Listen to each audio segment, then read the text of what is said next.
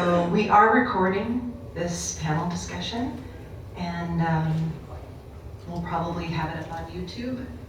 So in the future, people will be watching it, and hopefully they will find out a little bit more about Independence Youth Cycling and what our mission is, and hear the voices of our lovely panelists today. So thank you all for coming to this seminar, and just off the bat, let's give our panelists a big round of applause for being here today and letting us hear their voices. So, good afternoon. We are Independence Youth Cycling. We're a 501c3 nonprofit, and our membership reaches the greater Philadelphia area, and in addition, as east as South Jersey, and northwest as far as Emmaus, and southwest as far as Reading, Pennsylvania. So we have membership far and wide. We are also in, I think, our 10 plus years of existence. We started in 2016 with only 9 youth cyclists. And year over year, we've grown exponentially after that. So it's gotten really big, and I think 2026 is gearing up to be our largest year yet. So it's pretty exciting. Our mission is to empower youth through the power of cycling. We also foster diversity and inclusive communities, and we are also teaching kids to be independent, to be strong, and fostering skills that we hope will carry forward from just the beginnings of riding to adulthood. And with that, I'd like to introduce myself. My name is Melissa Paquette, and I'm actually a newly minted board member of IYC. So I'm super thrilled to be able to share my experience in cyclocross. So Dave and I are doing the cyclocross team together, and also my experience in logistics and communications. So I'm pretty stoked about helping to serve the board. So without further ado, I'm going to introduce our panel. John Raisch is the founder and president of IYC. He's a lifelong Philly cyclist with roots on the trails of the Pennypack and the dirt of the Wissahickon. After launching Somont in 2016, he turned his passion into Independence Youth Cycling, created a nonprofit that now supports 6 teams, a full bike fleet, and he's definitely the engine that's building the pathway from dirt to adulthood. Regina is our mentor. She's a busy optometrist by day and mother of twins. Regina went from a non-rider to a team director, and she's one of our strongest endurance coaches. She's a fierce advocate for getting kids off screens and into the dirt, using the bike to build confidence that lasts a lifetime. We also have our student panel, our student and youth panel over here. Colton is our spark. He's at just 11 years old. Colton is our multi-discipline dynamo. From balance bikes to placing 4th in his age group at 2025 Cyclocross Nationals, he's a reminder of why we do this. With dreams of European racing and the Olympics, he is the future of the sport. Selah is our bridge. A competitive junior racer from Wyomissing, PA, Selah is a force on the varsity circuit with multiple podiums in the Mass Series and a 4th place state ranking. She represents the critical high school years where grit and form meet. She's already eyeing the next level, collegiate racing. Maris is our proof. A former Somont student athlete turned coach, Maris is living the long game. Now a mechanical engineering student at RIT and president of RIT Cycling, she proves that the skills learned in the woods of Philly translate directly to leadership on a university stage. So, and that leads us to what our panel is about today. It's about the long game. It's about starting kids as young as Colton and seeing them transition through to young adulthood and into their university time. We also are going to peel back the curtain a little bit on the logistics of running a youth organization cycling team. So John will share with us some of the challenges and exciting times of putting this together. Okay?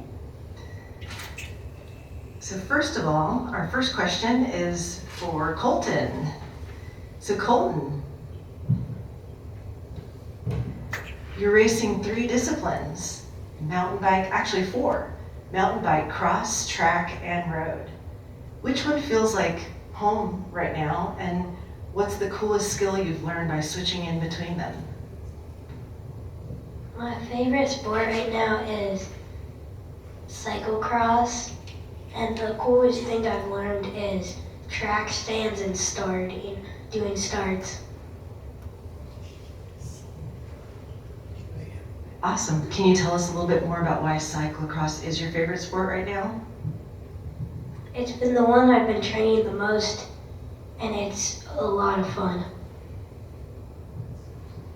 Awesome, thanks. Sayla, the next question goes to you. Many athletes quit in high school. What's the one thing about your team that makes you choose the bike over everything else on a Saturday morning? IYC, it really injects a lot of fun into the morning rides or afternoon rides, whether it's with a group of people or you're riding by yourself. It's so much fun. Thank you. Ooh.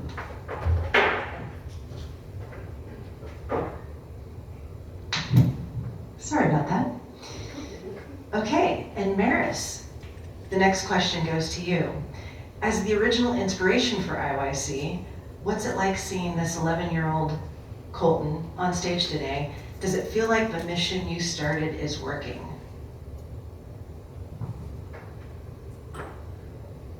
Yeah, definitely. It's pretty empowering kind of seeing someone else follow in, I guess, my footsteps. Like the foundation that we work to build is really working.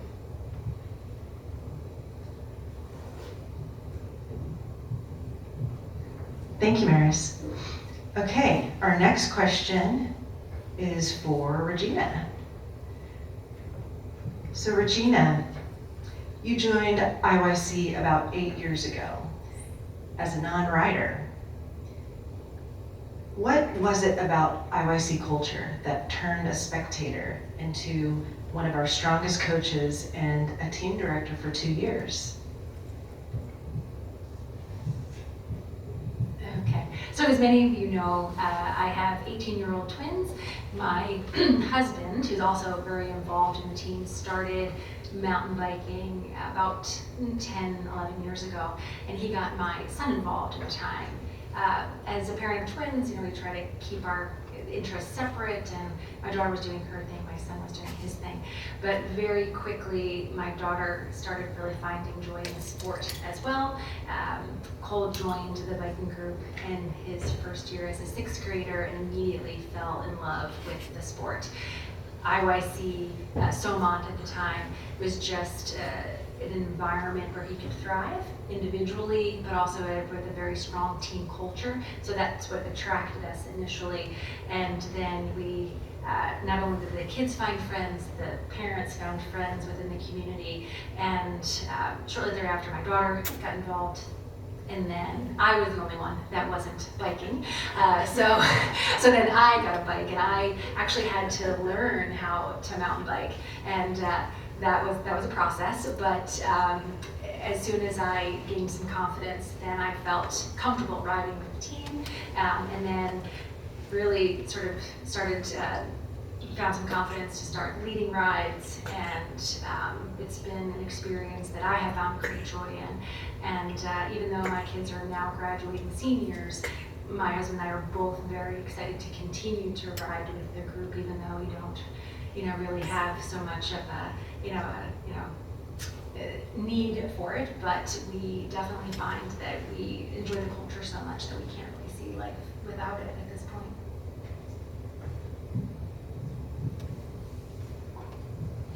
Great, thank you. So our next question is for John, our founder. John, what was the very first logistical hurdle you had to clear to get this engine off the ground in Philly? Hello, everyone. Let me first just say thank you to Melissa for putting this idea on the table and having us here today to talk about this project that has become a big part of my life and my family's life and all of our lives here. So thank you for suggesting this and to the crowd as well. I'm an entrepreneur at heart on the tech side, and as a matter of fact, it was in 2015 here at the Bike Expo that I met the founding team from the Pennsylvania Interscholastic Cycling League. And they were looking for suckers like myself to start teams. And Glynis, my wife, and my daughter Maris, and my son Johnny, we were all here. And we just kind of looked at each other and we're like, this is a no-brainer. Like, we're totally doing this. So, your question about what was the biggest hurdle, we have NICA DNA, our organization, and the affordances that NICA provides are amazing. I don't think I would have started this without the affordances that NICA and the Pennsylvania League provide. So for me as an entrepreneur, like seeing the structure that was provided was really like, I'm kind of answering your question from a different angle. It really provided a number of components that I would have probably not gone off and tried to figure out if it was unto myself. So things like insurance, league events, registration, coach background checks, and my most favorite thing is the training that the league provided to coaches. Prior to meeting Pickle, the PA League, I mountain bike my whole life in all the parks that you mentioned at the beginning, but I never considered myself a cycling coach.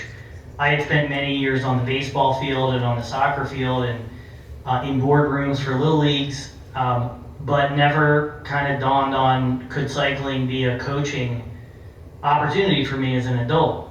And when I found out what Pickle was all about in the national program and the fact that all of these things were provided to us, again, it just kind of made the process of starting a team a lot easier. So I'll stop there, and we can talk later about like how IYC fills in other gaps. But it really is kind of like our DNA is Nike and Pickle, and it's allowed us to kind of like expedite those early years into what we have today. Thank you. As a follow-up question to that, so IYC has 6 teams currently, and we've got 3 organizational bodies that we are actually rolling up into, including NICA, Mid-Atlantic, and also USA Cycling. So would you consider that like a more complex organization, and how does that differentiate us, and does it add more logistical issues for the organization? So we have currently 6 Pickle NICA teams that operate under our guidance of the nonprofit, but then inside of Pickle and NICA as far as the league and the series, that they operate. Our Mid-Atlantic Super Series mountain bike team and our cyclocross program are in addition to the 6. And again, those teams operate in leagues and series outside of anything IYC produces. We are not a league, we're not a series producer, we don't produce events.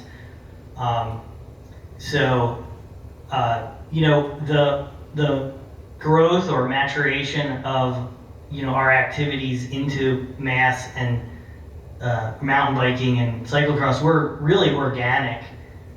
We have a great community of people, many of us in the room here today, that really make up the best of what we do. So it's really all of our collective ideas that go into driving the future. So I think, to more specifically answer your question, we built a great base, a great foundation, really a platform for youth cycling. So who knows where we might go in the future, but the platform we've created could easily allow us to create a BMX team or a track team. We have all the components that exist. It's just a matter of does it make sense? Do we have people to kind of drive those different programs? So Colton, back to you.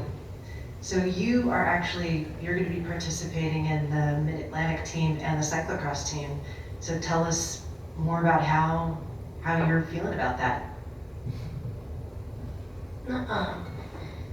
Not feeling good going into the series for mountain biking, not ready, and for cross, we usually try to do all of the races, but not usually, we do all of them and then we do the ones that we like to do far away.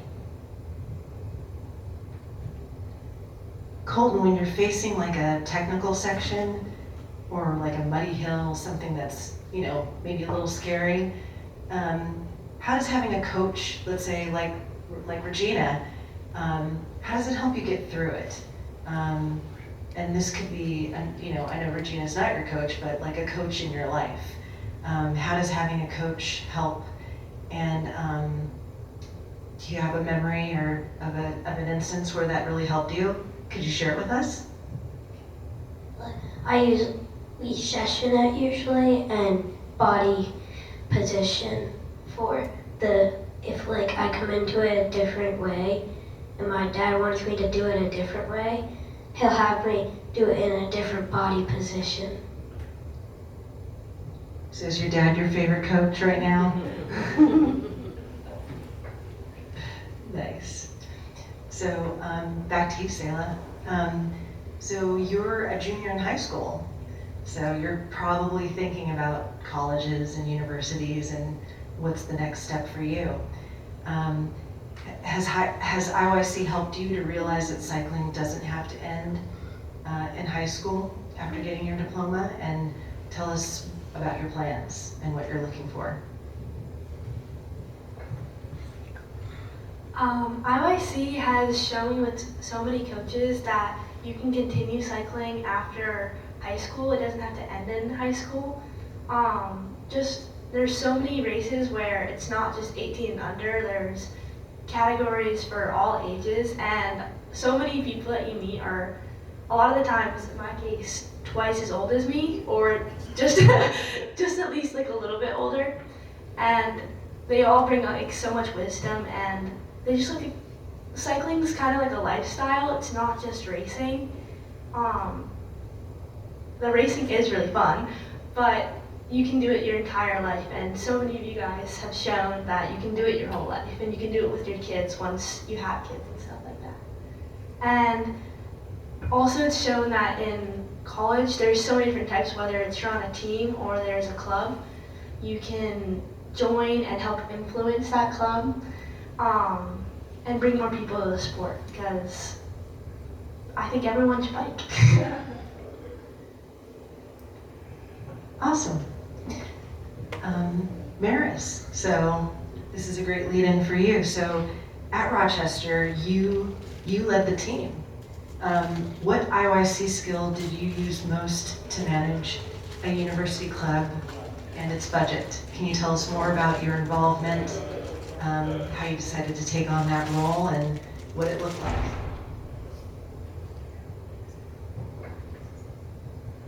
Yeah, I definitely took a lot of inspiration from the stuff that Somont did at the beginning and then the stuff that IYC is doing now. I think I really take to heart the idea of having a well-rounded kind of events that we do. It's not always all about racing. And we try to get everyone interested, even if you're just, oh, I've never done this before and I'm interested to try it out, or I just ride around campus. Like, we try to have a thing for everyone.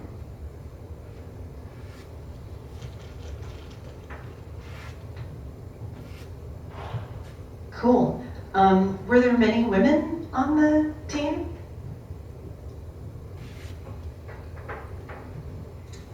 Yeah, so when I first tried to race for RIT, there were no women on the team. I had kind of heard whispers, like there was a girl a couple years ago, and they would tell me about her. But the first year I raced by myself with a bunch of guys. It was a little bit disheartening, but I had been biking my whole life, and it was just like, I'm gonna do it whether I like it or whether they like it or not. And they were never discouraging. They were always super nice, and I'm now friends with a lot of them. But one of the things that really helped me get through it is knowing that at the races we went to, we met up with a bunch of other schools, and some of my friends went to those other schools. So I would, survive the 7-hour car ride to Vermont so I could hang out with my friends who were there. Yeah, and I think after that first year, I had it in my head, I was like, all right, I'm gonna be on the leadership team for this. I think it's important to just be in that room and being behind the table at our activities fair, just being there makes it a little bit easier for another girl to come up and be interested. So I think just showing up could make the difference for someone else.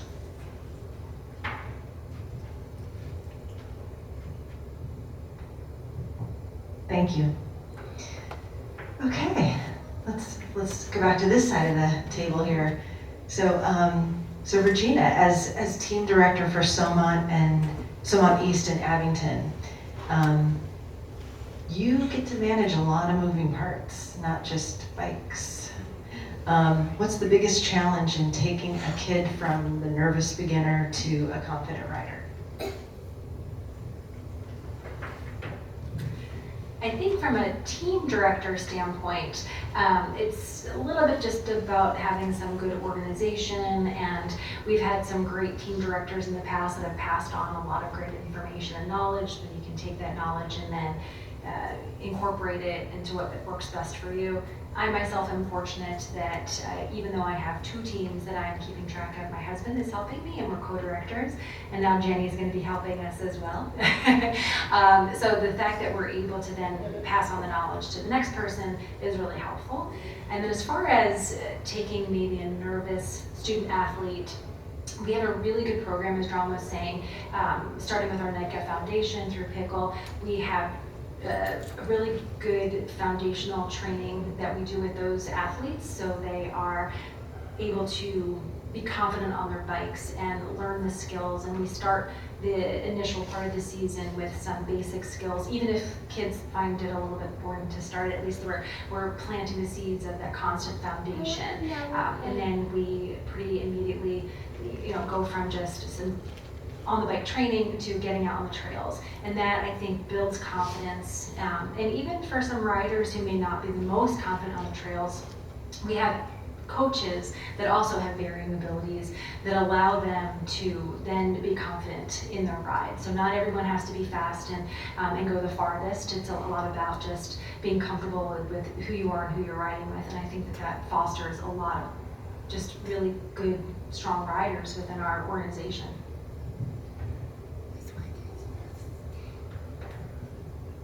Thank you. For John, how do we handle equipment equity? How does the engine ensure a kid without a bike can still become a strong rider or college leader?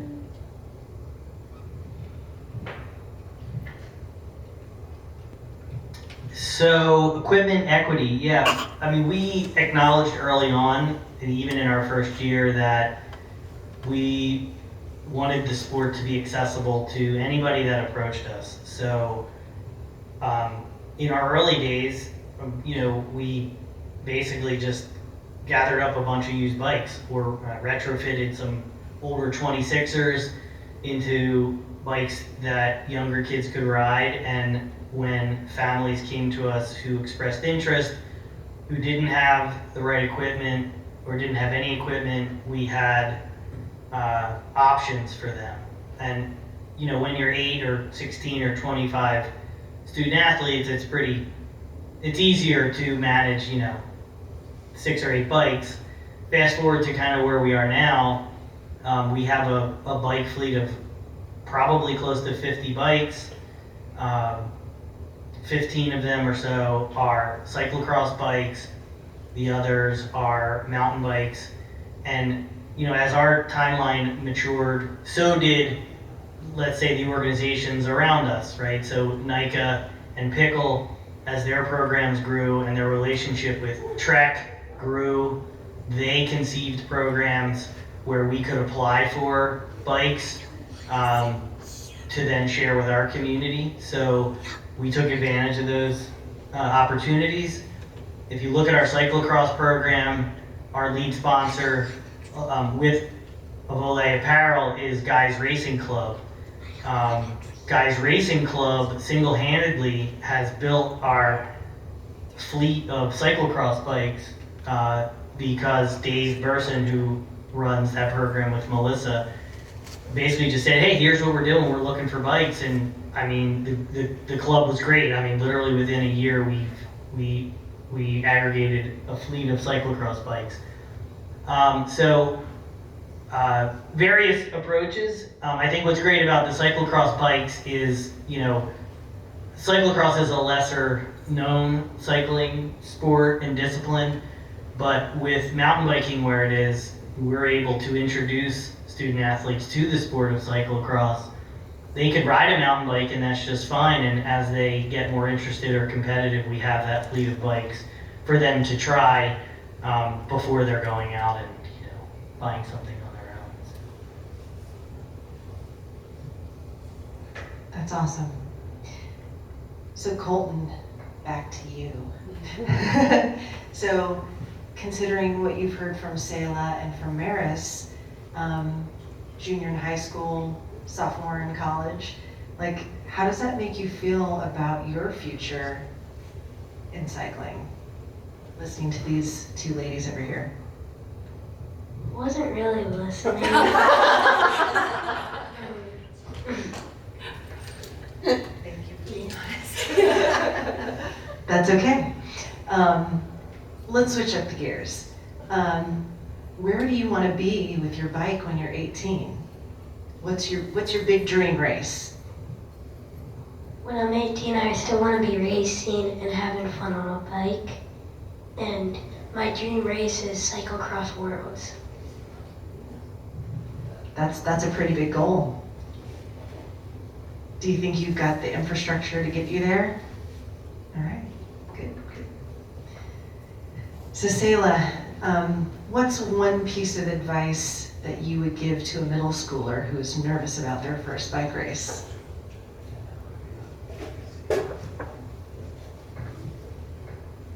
I would have to say that your first race, you're gonna be so nervous, and it's okay to be nervous. It's you kind of have to ride the emotion, because for your first whole season of riding, when you start racing, you're nervous for every single race, and as much as you're nervous, everyone around you is nervous. Some people might cover it better by looking so serious and looking really, really fast, but I promise you they're just as nervous as you are. That's great, thank you. So Maris, for the parents in the room, what is the one thing that they can do to support the long game without putting too much pressure on their kids?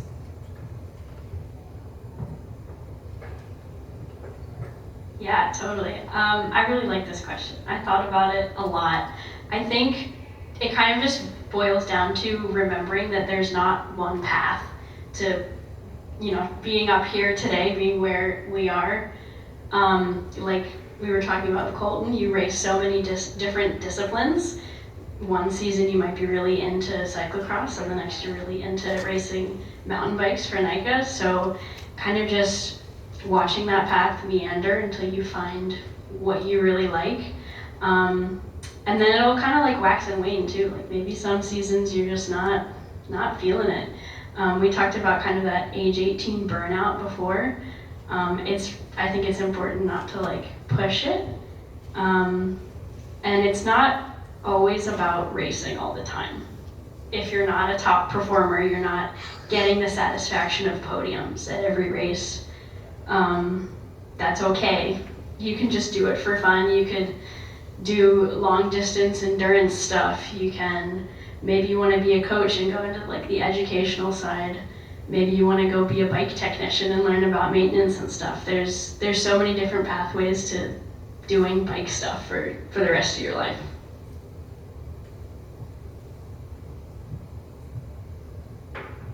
Thank you, that's lovely. Okay, so back to Regina. So you have a unique perspective. You're a healthcare professional, you're an optometrist.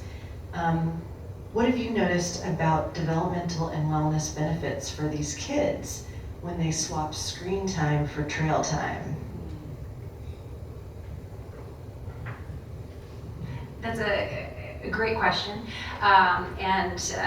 As an optometrist, I've been in clinical practice for 9 years, and I've been in a few different positions during that time. And for about 5 years, I was in a smaller family practice setting where I saw a lot of children. At this point, myopia, which is nearsightedness, has become more of an epidemic. And there's the concern that by the year 2050, about 50% of people are going to be nearsighted because of all of the increased screen time, near devices, time that we spend just within about 3 feet of our world. Everything is there. So seeing young children come in who already have high degrees of myopia, I mean, there's a significant concern about potential pathological processes that are going to come from that. And no one really thinks about that, right? You just don't think it's glasses, I'm just a little bit nearsighted. But there is definitely an increase of risk of pathological process like glaucoma, cataracts, retinal problems, pathological myopia, which is pretty similar to like macular degeneration, which I'm sure everyone's familiar with, but young people get that and there's no treatment for it. So there's been a push in family practice to try to reduce the amount of time that kids spend on near devices, which again is really hard at this point because everything is near. Devices at schools, and it's just, we know that it's going to become more problematic. So if you can take a child and have them outside off of their near devices for at least 1 to 2 hours per day, we think is going to significantly reduce the amount of myopia. And so if we can encourage them to be outside off the near devices and being, moving, exercising at the same time, that can address other epidemics like obesity and just mental health crisis as well. And the sport of biking, I think, addresses all those things. You're outside, you're moving, you're exercising, it's good for your well-being in so many ways. So I just can't say enough about the sport of biking as far as being a healthcare professional. Thank you. Really good points. All right, so John, looking at this panel, what is the next big gear for the IYC engine? Where are we going in the next 5 years? This is like, what do you want to be when you want to grow up? Or where do you want to be in 5 years when you're graduating college? I mean, that said, it's really been an amazing 10 years. I mean, as I noted before, it's crazy to think 11 years ago I was here hanging out with my family, as cyclists, and fast forward, like, we built this amazing organization. We're an all volunteer organization. We are an awesome community, and we will go where the community wants to go. I wouldn't say we have a strategic plan or anything like that, but there are some interesting things, that we talk about. Obviously, we are a grassroots organization, we are maturing, so making sure that our sustainability continues is really like my number one goal. Like when we started the team, for example, I live in Cheltenham, and the team that we started, we called SOMON. You might say, well, what's that all about? And when I started it, I knew I wasn't starting it just for like the kids in Cheltenham. I wanted to start something that was broader than that. Did I know it would turn into something like this in 10 years? Not specifically, but directionally, maybe so. So the name SOMON came from Southern Montgomery County, SOMON, kind of a ripoff of the cool California NorCal and SoCal. I'm like, yeah, let's create a team called SOMON, I think my number one goal is really sustainability of the club, making sure that we don't grow too fast, making sure that we understand what our capacity is, as an organization. There have been years where we've gone too fast, too quick. There have been years where we've gone at an adequate tempo. So, in lieu of a kind of big, crazy strategic answer, it's really just maintaining the sustainability of what we do and growing where we think we can successfully. When I think about answering that question from my heart versus my head, I answer it from the perspective as a Philly kid, is that I think Philadelphia is the perfect case study for having cycling teams all across the city. We have here in the city and in the immediate suburbs, as much as we are a top 6 or so city in the country, we have amazing, accessible green space and trails in highly dense neighborhoods. We also have the thing called the circuit trails, which connects us together, and with each year that network of trails grows, so it gives kids and families safer passage from their neighborhood to a green space. So I think about the names of the parks. In the city, we obviously know the mighty Wissahickon, and my favorite, Pennypack. We have Belmont Plateau, and then we have these other parks that I think, with time and investment, which the city seems to be invested in with their partners, we have parks like Tacony Creek Park and Cobbs Creek, even a new project that I recently came across my radar in North Philly, an area called Worcester Woods, which backs up against LaSalle University. There's a momentum of some riders to build trails in this park. So, I'd love to see a team accessibility to basically every kid in the Philadelphia area. Great, thank you. And now I'm going to open up to questions and answers. So that concludes our panel discussion. If you have a question, please come on up, or, yeah.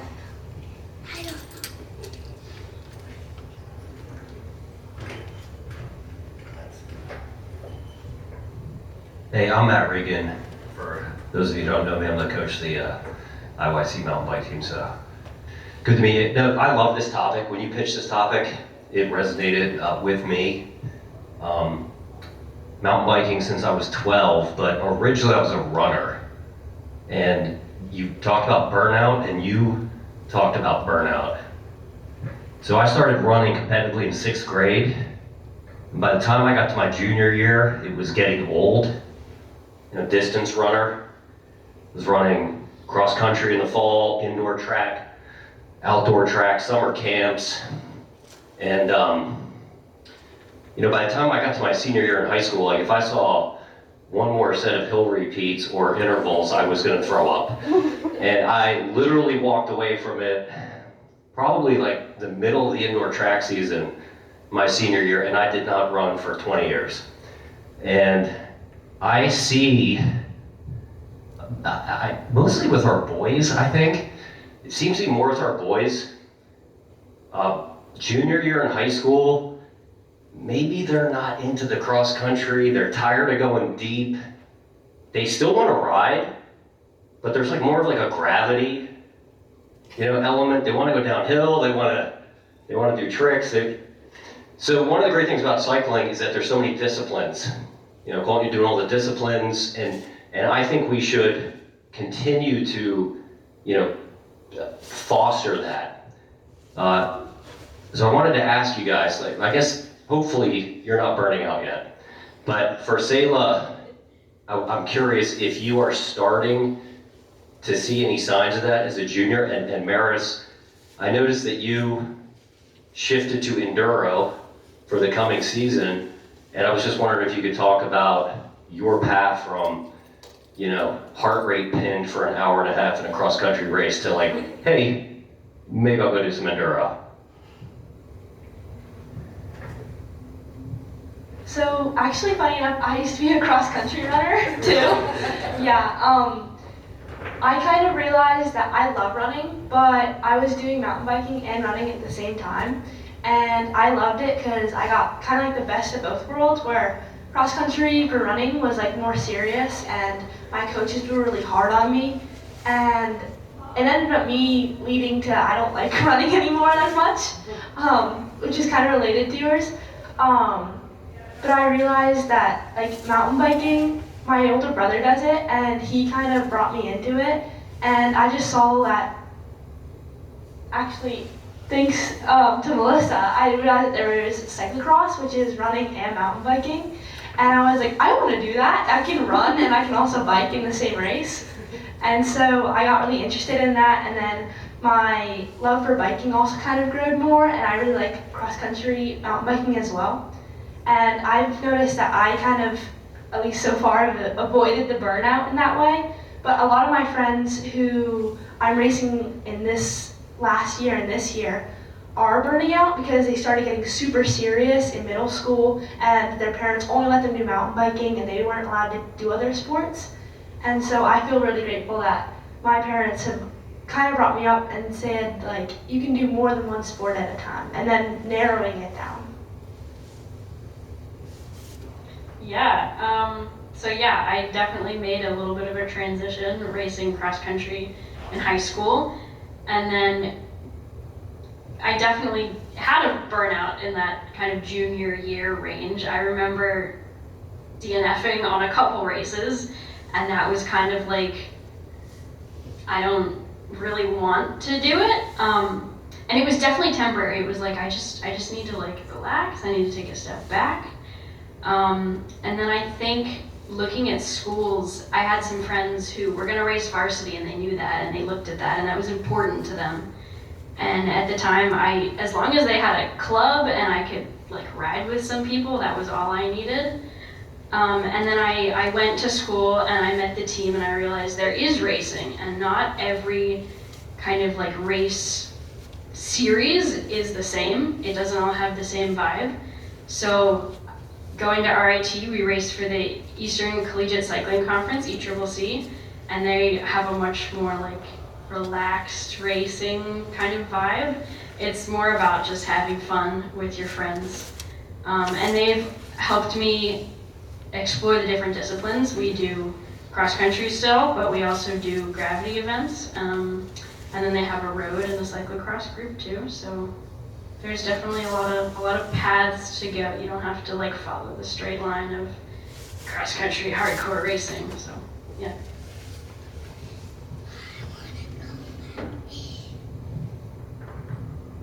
Thank you. Do we have any more questions from the audience? Oh yeah, absolutely. I just wanted to add a little bit of color on the topic that we were just talking about there. And one is, I believe Sayla mentioned it earlier, that this sport that we participate in is amazing. It's unlike other sports. She used the word lifestyle. And it really is a lifestyle for those of us that, that embrace it, which everybody does. I mean, this Expo is really a cultural thing with bikes. And I think that's an aspect of the sport that we need to acknowledge more. Lifestyle in terms of, everything from like how you represent yourself, the brands of clothes that you wear, and the ways that you think, but also the fact that it's a family sport, right? Like you can participate as a family. Like Regina's family is an example, my family, and you just don't find that in a lot of sports, and I think that's what's unique. Hello. Oh my gosh. And we go camping as well. All right, well, thank you, everyone. This was a great talk. Thank you for our TED Talk. Camera's still going. Anyway, I'll just finish that thought. So it's a lifestyle, and it's awesome. You guys all know that. We can all participate at many different levels. And the other thing I just wanted to say, when I kind of look at Maris and Selah, and for those, if that video camera is still going. It's still going. It's still going there. I'm really proud of my daughter for a lot of reasons, but one of the reasons I'm most proud of her is that she loves this sport, but as she got up into high school, she was not a top performer. She participated in every event, she loved it, but she was not a top performer, and I would struggle with that as a father and say, like, does she really want to be here? Does she really want to be doing this? I don't know. And it took us some time to, kind of talk through that. But, part of why we do this and why we want to talk about the impact that we make is that you don't need to be a top performer in this sport to, like, feel a sense of belonging and to find a community of people that you enjoy with and just do a sport or an activity that you like.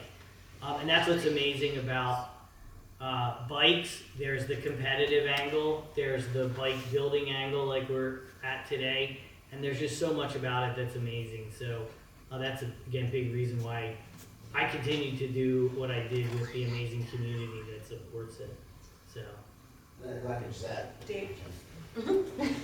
Yeah, so I had two kids that came up through Somont, predecessor to IYC, but and I have a background in road, but I really love cyclocross. So for 10 years, I was telling John, let's get something going on the cyclocross team. But to avoid burnout, we want to give options to kids. Not everybody loved the mountain biking on Somont at a certain point. They just wanted something a little different. And Somont, or the cyclocross gave them another option, another venue to decide. Do they want to go to a cyclocross race, do they want to go to a naked race, or maybe they'll go away for race town weekend and camp and hang out with their friends, and the next weekend they'll go to Charm City and race like crazy down there. So just gives people another option to keep going and not get bored. And then starting with clubs, I saw with Nike, it ends after 12th grade. Well, I don't want kids to just stop riding. It's like they donated, given a lot of their lives to race and make all these friendships. Keep going. So, you could race cyclocross and finish your race with another club, but under IYC. And now IYC has its own USA Cycling Club. So when kids finish NICA, when they're graduating high school, stay on that IYC club, or guys, or wherever they are. Keep making friends. Go away to college, join your collegiate team. Keep doing it. Find that sport, enduro, mountain biking, cyclocross. Or take a break and go run for 6 months. Or whatever. Mind if I add something? Go for it. Absolutely, please. John came up to us, me and my fiance, he parted off for a minute, but he came up to me and my fiance Jordan when we worked at a bike shop, and he kind of presented IYC and he got us into it. So when we worked at a bike shop, I was the first female to work at that bike shop, and I wanted to continue inspiring both kids and adults, if they want to get into bikes, to fix bikes. So the long game is, if you don't want to race and you're burnt out and you want to, crank on some bikes, you can go do that. Or if you want to continue riding, you can go on and ride with the team, like they said. I think that's great. I'm glad he met us. I'm glad he came into the shop. I'm glad you've been able to expand all of the different teams you were able to do. Thank you.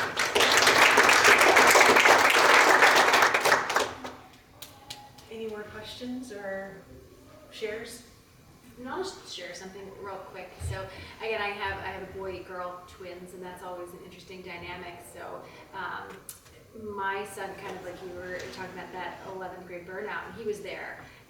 And I think he was pretty competitive when he was younger, but then as everyone grows up and the competition gets harder, it can kind of be like where Maris was at. Like, he wasn't a top performer, but he still loved the sport.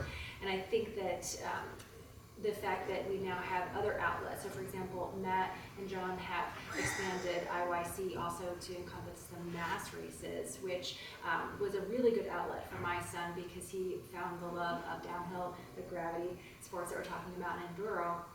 And that's what I see him continuing to enjoy to do. So now that he's 18, he can go off on his own and just ride, like Evansburg Trails, for example, which is a little frightening, but he just goes off and does some downhill by himself, whereas my daughter has found that she prefers endurance riding. So she'll do some of the mass races and ride for 4 hours, and that's where she finds joy as opposed to some of just the shorter XC races. So there are other outlets and there are other modalities of racing that you can find joy in, and not just the standard XC racing that we sort of all start in. Can I tag on with that? Like, I want to say I'm so grateful that biking has so many disciplines, like you were saying, because like even if you kind of get sick of one, you're like, okay, let's try the other one, because like you're new at it. Like cyclocross, I've been doing mountain biking and it's so fun, and I got to try cyclocross and it was hard, and like you're learning how to like kind of like re-bike, if that makes sense, and it's so fun, and there's so many different disciplines that like you can introduce it to your friends who don't bike, and you can start on a road bike with them and like kind of like gravitate people that weren't introduced into it as well, and like get them to see what you like so much about it. Thank you. Any other questions or things somebody would like to share? Okay, great. So this concludes our panel discussion. And just to recap, like a few of the things that I heard from our panelists, I heard a lot about community and about being with friends and how that is inspiring and like keeps you involved, and it's really important to you to have your friendships in this community. I've heard about how having different options, different racing options, different modalities, even different ways to interact with the bike besides riding the bike, fixing like mechanics on the bike. All these different things are important, and it's something that IYC is offering. So I think, just from my personal knowledge, I don't know any other organization that is offering so many different varieties of interacting with the bike as IYC is. So I think that's a pretty cool and unique thing. Thank you to our panelists. We see the whole progression here from the beginnings to the spark of interest to a more mature and even young adult cyclist who's like kept it going and is continuing to enjoy the sport. So I just want to give our panelists another big round of applause.